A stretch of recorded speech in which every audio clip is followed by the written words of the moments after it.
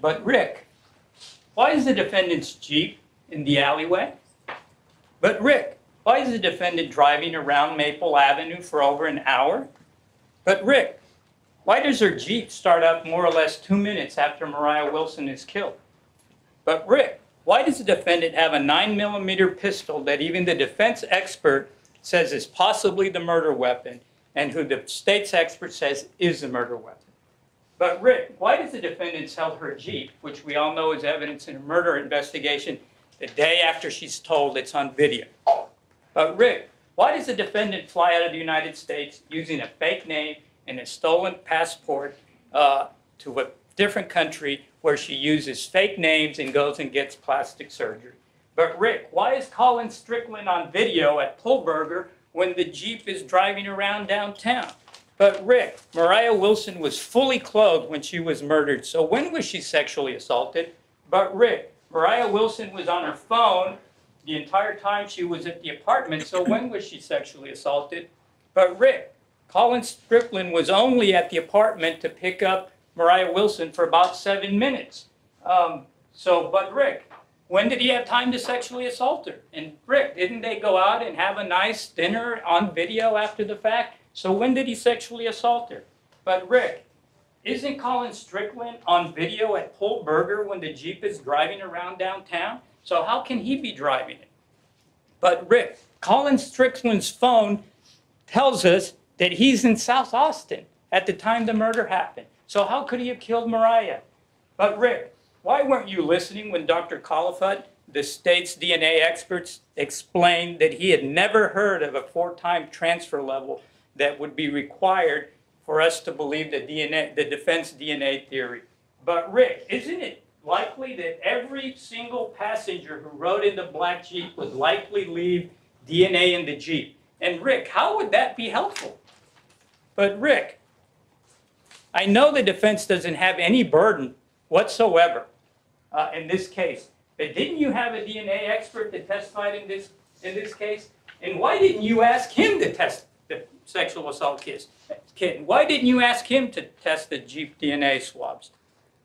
But Rick, did the vandals know Mariah Wilson? Objection, facts on evidence. We did ask, the state opposed, and the court denied the testing of that DNA evidence. Judge, that is an absolutely flat-out incorrect statement. The court said that the defense could test the sexual assault kit whenever they wanted to. And the defense didn't do it. The district attorney opposed the testing. That's not such Judge. a motion. I'm moving for the defense motion and the record of this happening in the court in prior proceedings to be allowed for the jury to read it themselves. Ladies and gentlemen, the evidence that has been admitted is what you will consider. The attorney's arguments are just that, argument.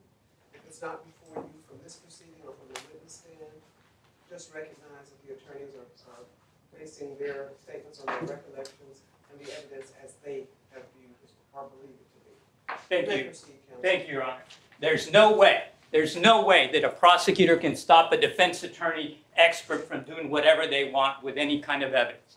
No way. There's no way that any judge would not allow that to happen. There's no evidence of that, and that's a flat-out lie.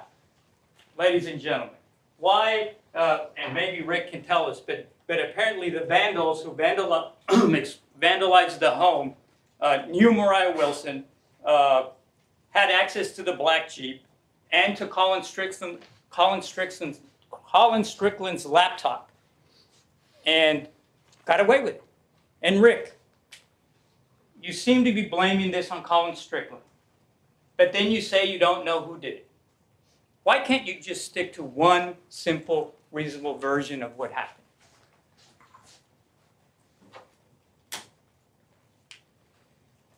No one saw who murdered Mariah Wilson, but the evidence all points in just one direction: the defendant. And this case is all about what is reasonable, about common sense, and about the evidence. That's all I'm going to ask you to do. Be reasonable, use your common sense, and look at the evidence.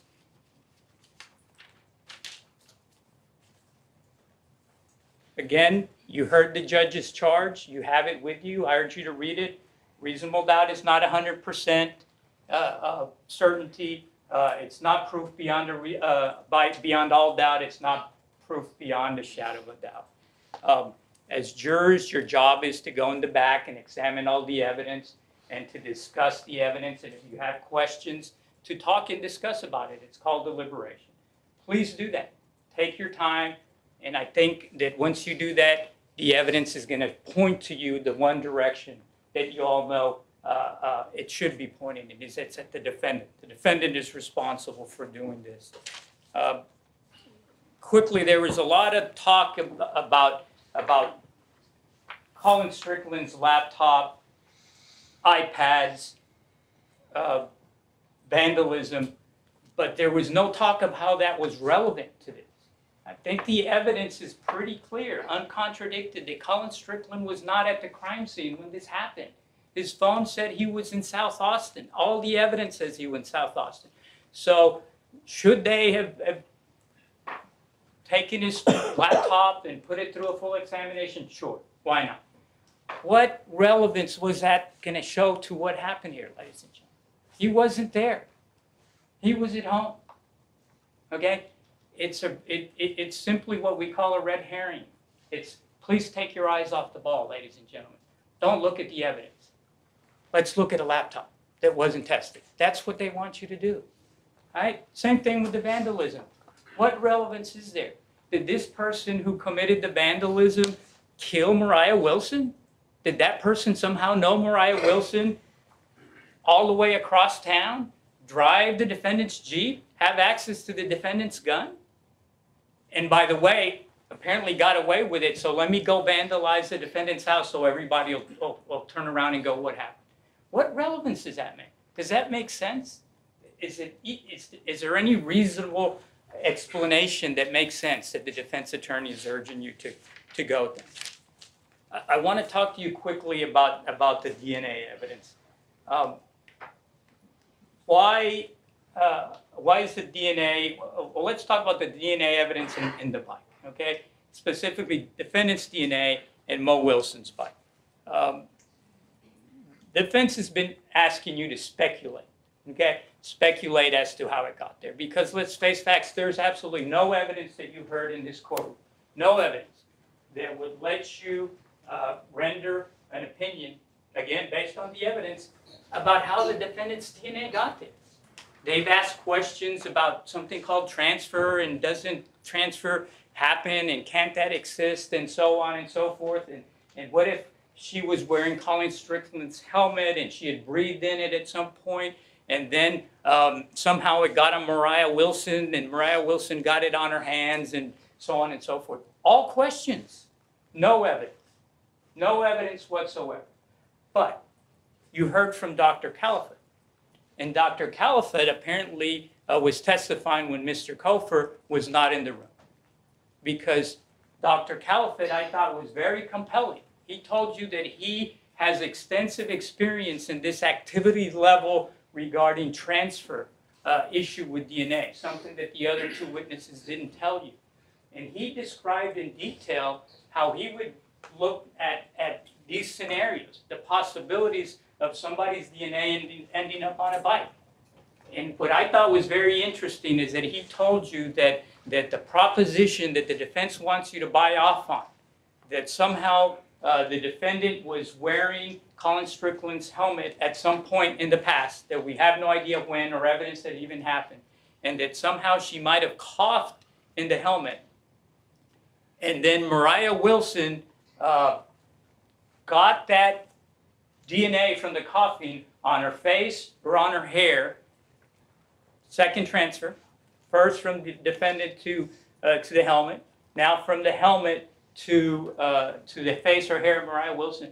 Then Mariah Wilson touches her face or hair, the third transfer, and then Mariah Wilson goes into the apartment and puts her hand on the bike and puts the defendant's DNA. That's a 4-time transfer. I don't even want to try to use the word that he explained to you what it was. But what I do remember is he said he'd never even heard of such a thing. There was no studies that even indicated that. And what he told you, that if it was just a 3-level transfer, it would have been exceedingly unlikely. Okay? Because as he told you, and all the DNA experts told you, that when it comes to transfer, you have to take everything into account. And what we know here is that Colin Strickland rode his motorcycle from South Austin to the dentist on a hot day in May with his helmet on. Got off, presumably took off his helmet, because you're not going to go see your dentist with your helmet on. So he took it off, he parked his motorcycle, presumably walked to the dentist's office, opened doors, touched his hands on doors, presumably sat in a waiting area, presumably went into a dentist chair, put his hands on the dentist chair. So why didn't Colin Strickland get any of the defendant's DNA on? And if he did, why didn't he leave it all over? Why didn't he leave it in the dentist's room? Why didn't he leave it on the door at the dentist's office? Why didn't he leave it at a chair in the dentist's room? So then he left. He put his helmet on again on a hot day and drove all the way to East Austin in traffic. Okay? And again, the point of this is that Mr. Strickland, the owner of the helmet, the habitual using it, is gotta be, we've heard of sweating and leaving mounds of DNA in his own helmet. Okay? That's what evidence. That's real evidence, because we heard that from the stand. Okay? Mr. Strickland told you he was wearing that helmet and it was a hot day in May. Then Mariah Wilson puts on the helmet. Okay? Mariah Wilson rides the motorcycle all the way to Deep Eddy with the helmet on. So any DNA that survived the Colin Strickland encounter, okay, this super powerful defendant DNA that survived the whole Colin Strickland activity level, now is being subjected to Mariah Wilson. And Mariah Wilson wears it and takes off her helmet and goes swimming. So this super strong defendant DNA that presumably had to rub off on Mariah Wilson the first trip to Deep Eddy is now on Mariah Wilson. Mariah Wilson goes swimming. You heard the expert said it's going to get washed off. Then she goes to eat. She's touching all kinds of things. She's at a table. She's eating food. And then she goes back and puts her helmet on and goes back. But somehow, in this strange world of possibilities, this super powerful defendant's DNA is still on the helmet. Okay? It's still there. And then, okay, if we assume that that's true, then we're subjected to this 4-time transfer that this expert has never, ever heard of. They want you to contort yourself and to twist yourselves and to bend yourselves into an unreasonable position in an attempt to make you to keep your eyes off the evidence. What I heard from the DNA expert is that the simplest, logical, most reasonable explanation for the DNA, for the defendant's DNA to be on this bike is this. As much as this hurt Rick's feelings, and thrown it in. Simplest, most logical, reasonable explanation. And I know Rick likes to say, well, why didn't she just carry it like this? But use your common sense. I think most people, even Colin Strickland says that this is the way most people carry it. And you heard the defendant has experience with bikes.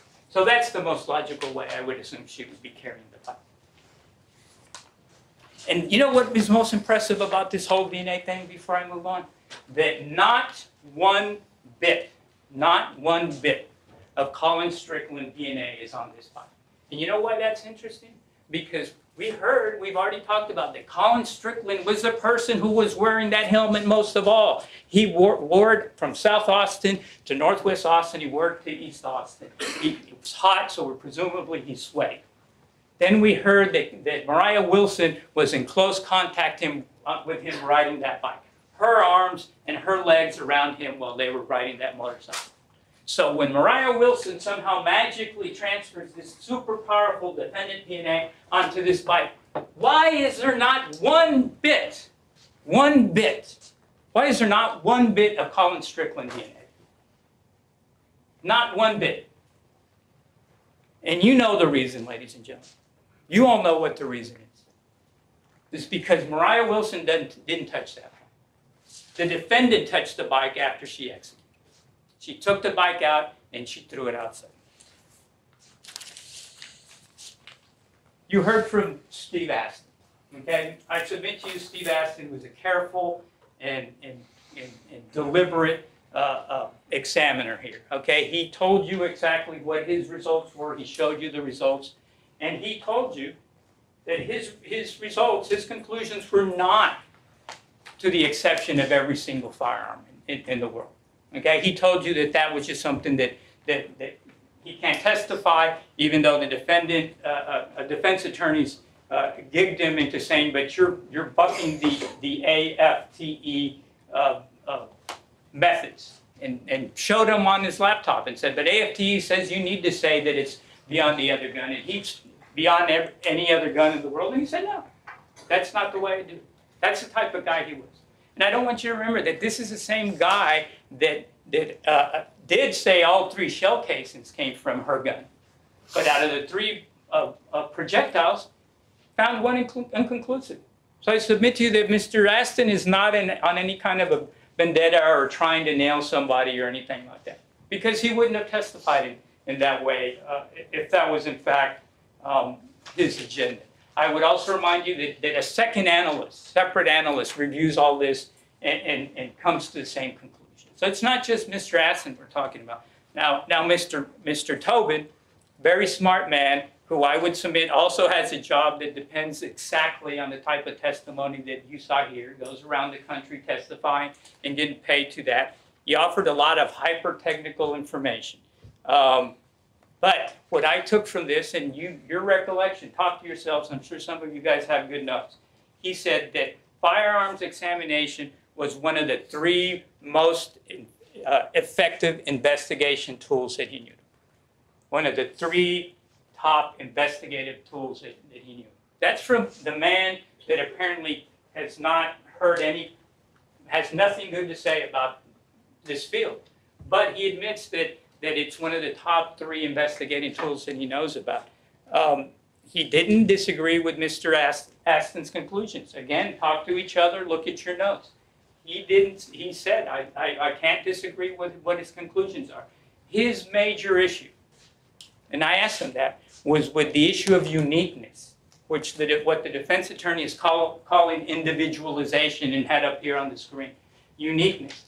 I don't think they should be saying that this is the only gun that could have done it. That's really what he was saying. I don't think they should say that. I don't disagree with his conclusions that this could have come from this gun. I just don't like them saying it's the only gun in the world that could have done it. But of interest was that when Mr. Tobin was in the FBI, apparently he did that very same thing.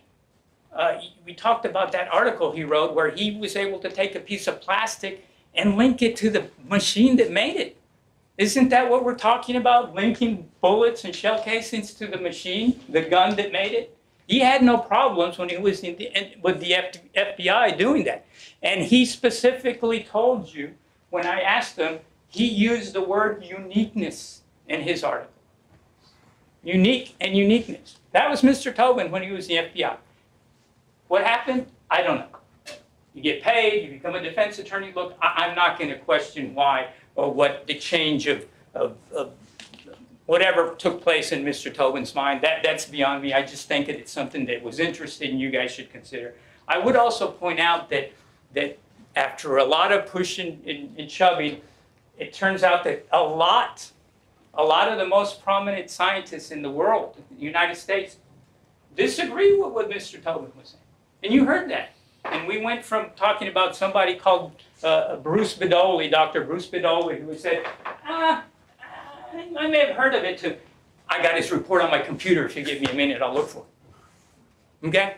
But this man, Bruce Bedoli, one of the most prominent DNA scientists in the world. I think that even the defense attorney expert was asked at one point, it might have slipped in you, if they knew who Bruce Bedoli is, and he said, oh, of course I do. Right? But those are the type of people that disagree with Mr. Tobin.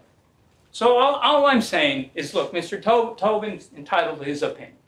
But don't accept it like it's gospel, like he wanted you to take it. There's equally as powerful and as smart and prominent people who disagree with him on this very issue. Okay? And as you heard, this subject is it's taught all over the United States and all over the world, and people testify to this all over the country and probably all over the world. That's all. I do want to mention of interest how all this evidence seems to be interlocked, and every time you turn around and try to go, well, maybe I'll give her another thought, maybe it wasn't her, maybe or something, you run into the door and it has Kaitlin Armstrong's face in it. And you know what that was? The one item that just jumped up to me? We got to go back to January 12th of 2022, all right? Months before the killing. Defendants at the range in Austin, Texas, learning how to shoot her gun. All right, we've seen her on video. She apparently can hit a target at least 20 or so feet away, which, by the way, is more than enough of a distance to kill Moriah Wilson. And she buys a box of ammunition. Now, using your common sense, we all know that there's probably hundreds, if not thousands, of different companies or boxes of ammunition. She picked the one box that had the same shell casings as that were recovered at the crime scene.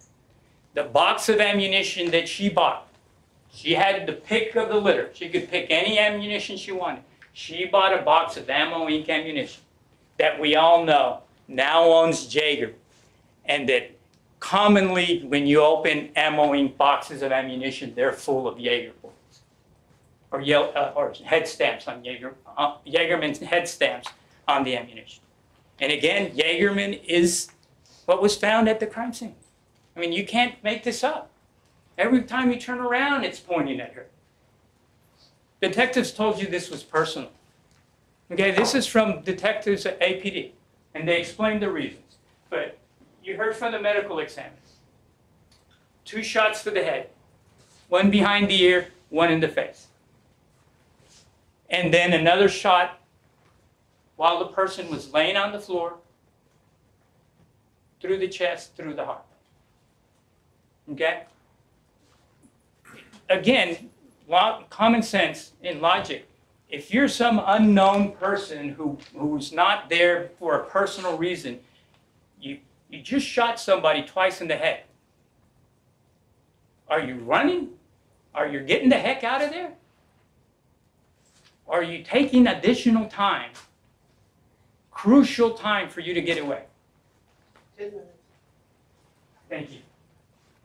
To walk up to somebody on the floor, bloody, and put 1 more in, right in the heart. And by the way, nothing's taken from this apartment. Nothing's kicked over. Nothing's pushed down. Nothing's broken. Nothing's gone. Except for what turns out to be really, this is Moriah Wilson. Isn't it? Isn't that what the defendant sees here? That's Moriah Wilson. Moriah Wilson, the up-and-coming superstar cyclist, who my boyfriend is constantly talking to, who also is a superstar cyclist, and that I can never be. And that apparently that's something I will never be able to bridge, that connection between my boyfriend and this young 24-year-old up-and-coming superstar. This is Moriah Wilson. She knew that. She took the one thing that she hadn't done already. She already killed her. I'm taking this and I'm throwing out something. Just kind of an extra, take that.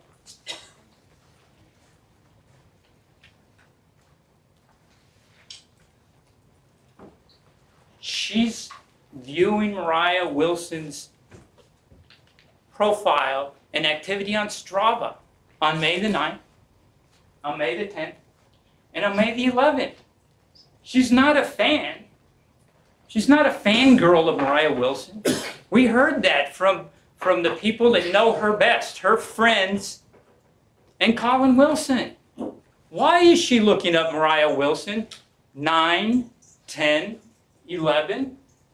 Why is she looking at Mariah Wilson 5 or 10 minutes after the last text exchange between Colin Strickland and Mariah Wilson, making plans, formalizing plans to go out? Why?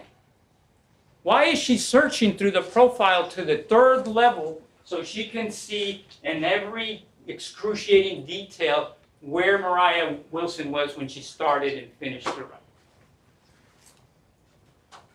And if we go back a little bit further, on May the 2nd, the day that she decides to suddenly fly out, or the decision is made to fly out to meet Colin Strickland in Arizona, why is she viewing Mariah Wilson's Instagram account?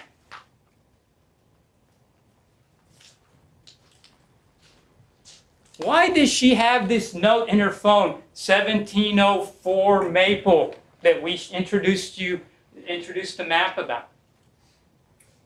And then deletes it. Why? Why, Rick? Why does she fly to Costa Rica? Why does she use her sister's passport? Why doesn't she use her own name? Why doesn't she use her own passport if this was just some innocent frolic to Costa Rica, because that's what I can do? Why does she use fake names when she's in Costa Rica? Why does she desperately start looking for plastic surgery in Costa Rica?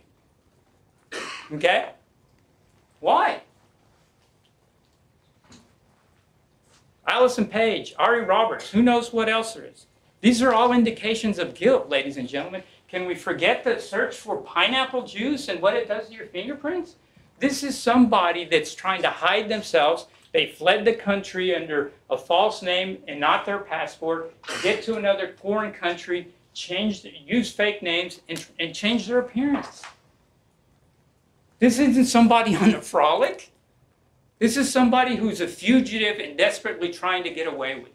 This is a person that searched in Costa Rica articles that you saw that said sum and substance, Kaitlin Armstrong's wanted for murder in Austin, Texas. So she knew it.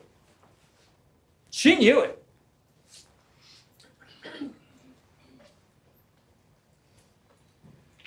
That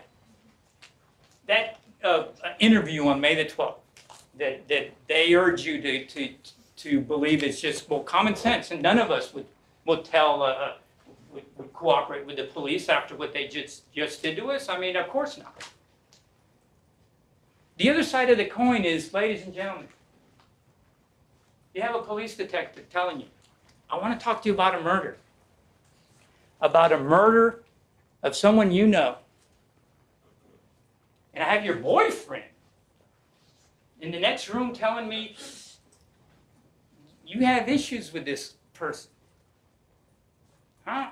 It sounds suspicious, or doesn't look good, or I'm sure there's another explanation. Look at the video. The detective wasn't pressuring her. I'm sure there's another explanation. Can you tell him? Your Jeep's there. She's dead. You seem to have a beef with her, and your Jeep's there. I don't want to talk to you. I gotta go. Because you brought me on a Class B misdemeanor. Common sense. What would you do? What would you do in that situation? That's all I'm asking. Would you say, nah, Colin Strickland or this mysterious person that we still don't know was driving my Jeep, or, I was running along my Jeep from South Austin to downtown while somebody else was driving my Jeep? Because apparently that's what they want you to believe. That somehow, I don't know why that matters, that the phone isn't in the Jeep, but they sure were next to each other for the whole, if they weren't inside, then they were sure right next to each other the whole time. And a simple explanation is, we heard over and over again that GPS is more precise than the phone records. So if the phone is 20 feet away, you know what? GPS is more accurate. And if she chose to be in some parking lot with the Jeep running for 15 minutes, what has that got to do about why she killed Mariah Wilson? Keep your eye on the ball. That's all we're asking. Keep your eye on the evidence. all of these questions about MacBooks and sexual assault kits and why didn't they test the Jeep? Oh my God, what happened if somebody went into your car and took DNA? How many people's DNA do you think they would find? Every person that sat or was a passenger in your Jeep probably left DNA in there. And how does that move the ball here? Keep your eye on the ball. Okay? That's all I'm asking. And if you do, ladies and gentlemen, if you look at all of the evidence, look at it with common sense, logic, let the evidence take you where it's pointing. That's all I'm asking. You're going to find that the evidence is right there. That's the only place the evidence is pointing. From the Jag bullets to her running away 3 weeks ago before trial or what. Beyond a reasonable doubt. Executed Mariah Wilson in her friend's apartment. And then gave her one more for good. Thank you. This has been a long and sometimes tedious process. I know you guys are all paying close attention to what's going on. I really appreciate it. We all appreciate it. Do the right thing.